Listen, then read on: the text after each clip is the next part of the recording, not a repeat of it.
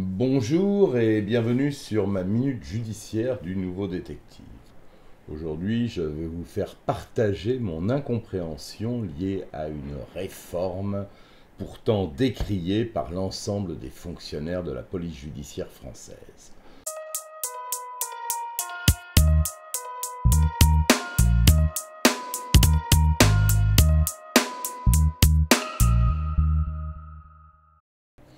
Retour sur l'affaire du tueur au parpaing. L'homme est interpellé dans un train entre Marseille et Toulon, par hasard, sans lien avec plusieurs enquêtes en cours. En réalité, l'homme qui, mardi soir dernier, vient de se faire arrêter est recherché pour un meurtre commis la veille à Lyon et 4 tentatives de meurtre, une à Dijon, une à Strasbourg, Évry et enfin Rotterdam aux Pays-Bas.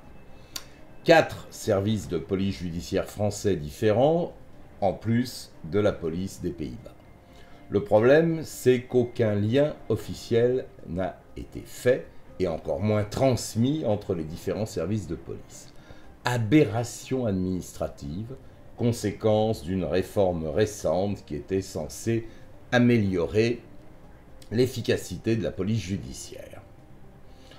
Avant la réforme, pour chaque affaire, les policiers rédigeaient une note confidentielle, l'expédiaient le jour même à la DCPJ, Direction centrale de la police judiciaire, qui redistribuait la dite note à l'ensemble des services. Revenons un instant sur la chronologie des faits. Le 25 juillet, une infirmière de 42 ans est prise à partie sans raison par un individu qui lui porte plusieurs coups de pierre au visage. Les images de la vidéosurveillance confirment les faits, mais la police ne parvient pas à l'identifier. On dispose donc d'un signalement d'un individu en fuite. Le 22 octobre, là, les faits se déroulent à Évry, sur le parvis de la gare RER. Là encore, on ne dispose que de l'enregistrement de la vidéosurveillance où l'on aperçoit un homme vêtu de noir et de chaussures à lacets orange, en train de fracasser la tête d'un SDF qui dormait au sol. 2 détails importants, les lacets orange et sa tenue vestimentaire. L'homme n'est pas identifié, il est en fuite. Le 31 octobre, c'est à Strasbourg que les choses se déroulent, cette fois une agression identique avec une pierre, même signalement de l'agresseur. Le 4e fait se déroule à Rotterdam dans la nuit du 4 au 5 novembre. Le même agresseur s'attaque à un SDF de 37 ans à coups de tuiles sur le crâne. Et quelques jours plus tard, le 11 novembre, nous sommes à Lyon cette fois, c'est un SDF moldave allongé sur le sol proche de la gare qui est tué d'un coup de parpaing en pleine tête pendant son sommeil. Même signalement, les lacets orange et la tenue noire. À chacune de ces agressions, la police judiciaire départementale intervient et investigue. Mais on l'a vu, le tueur en série à la pierre voyage, bouge beaucoup, sans doute en train. Chaque service de police judiciaire travaille sur son affaire sans obtenir de résultat. Pas de réitération des faits sur le département. Et finalement, un homme est interpellé dans un train à la suite d'une 5e affaire sans lien apparent. Mardi 12 novembre, dans un train entre Marseille et Nice, une jeune femme de 26 ans est frappée sans raison par un individu dont le visage est dissimulé par une capuche noire. L'homme lui porte plusieurs coups de poing et de pied avant de s'éloigner tranquillement. La victime signale la situation au contrôleur du train, fournit le signalement du suspect, de son agresseur, que les contrôleurs vont retrouver dans le wagon qui est situé à la tête du train. Il s'agit d'un homme de 32 ans, camerounais, Lewis c'est son prénom, voyage sans papier et bien évidemment sans titre de transport. On apprendra plus tard qu'il était sous OQTF depuis le mois de juillet 2024. Il est finalement bloqué par les contrôleurs dans le train qui le remettent aux policiers de Toulon qui viennent le prendre en charge à la gare de la ville de Toulon. Mais à ce moment-là, aucun policier est au courant du palmarès de l'homme qu'ils viennent d'interpeller. Ils l'interpellent pour des faits de violence commis dans le train et il l'aurait sans doute remis en liberté assez rapidement après l'avoir entendu. Et c'est tout le problème. Par chance, un des policiers présents au commissariat de Toulon a vu passer sur les réseaux sociaux une vidéo relatant plusieurs agressions commises ces derniers jours, commises par un SDF sur des SDF. Et le signalement vestimentaire et le signalement physique, et notamment la couleur des lacets, ça colle. Et ce jeune policier l'évoque auprès de ses collègues.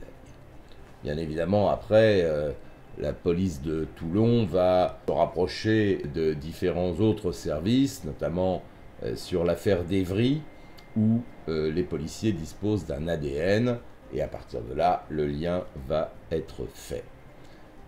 À ce moment-là, seuls deux faits sont connus dans la presse, l'affaire de Lyon et celle de Rotterdam. Alors qu'on sait aujourd'hui qu'il y a Évry, Strasbourg et Dijon. Le problème, c'est qu'aucune synthèse ou fiche de signalement ou encore une note confidentielle n'a été effectuée par la hiérarchie policière, soit la Direction nationale de la police judiciaire. Les faits sont restés sur le plan départemental et non national. En gros, l'information ne circule pas. Et dans les coulisses, un policier des Yvelines échange avec une de ses collègues de Lyon, prend connaissance de l'affaire de la gare où le SDF est décédé à coups de parpaing. Les détails de l'affaire circulent sur le réseau interne de l'ANPJ, qui est l'Association nationale de la police judiciaire.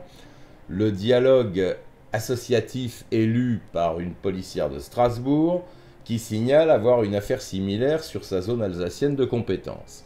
Les deux policiers de Lyon et de Strasbourg s'appellent, échangent leurs informations, et c'est encore les policiers de Strasbourg qui font le rapprochement avec le dossier de Rotterdam, car un policier avait vu un résumé sur un fil WhatsApp.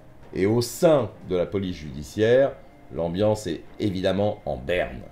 Avant cette réforme, les policiers de police judiciaire, les hommes de la police judiciaire, faisaient ce qu'on appelle une note confidentielle le jour même, dès qu'ils étaient saisis d'un dossier ou qu'ils avaient interpellé un individu. Cette note partait à la direction de la police judiciaire qui distribuait instantanément les informations à l'ensemble des services de police judiciaire de France. J'ajoute que cette note était enrichie au fur et à mesure de l'évolution des investigations. Donc ils avaient un regard général sur toutes les investigations en cours en France. Aujourd'hui, ce qui change, c'est simple. Les policiers rédigent toujours la note confidentielle, l'envoient à leur direction et elle n'est pas redistribuée aux différents services. L'information qui ne circule plus pose de graves difficultés à la police judiciaire. On a voulu, par cette réforme qui vise à départementaliser la police au lieu de la nationaliser. Or, à l'heure où la criminalité organisée gagne du terrain chaque jour et qu'elle dépasse largement les zones départementales, voire nationales, il faudrait peut-être que la communication entre les services spécialisés aille vers plus de fluidité, et c'est exactement le contraire qui est en train de se produire. Dans ce dossier, si le policier de Toulon n'avait pas fait le rapprochement, s'il n'avait pas vu ce site WhatsApp de l'ANPJ, il aurait sans doute, après quelques heures de garde à vue, remis en liberté le fameux Lewis. Voilà, entre autres, les conséquences d'une réforme qui, selon l'ensemble des policiers de la police judiciaire, n'a fait qu'empirer les choses au lieu de les améliorer. C'était ma minute judiciaire du Nouveau Détective. Je vous dis à la semaine prochaine pour un nouveau dossier.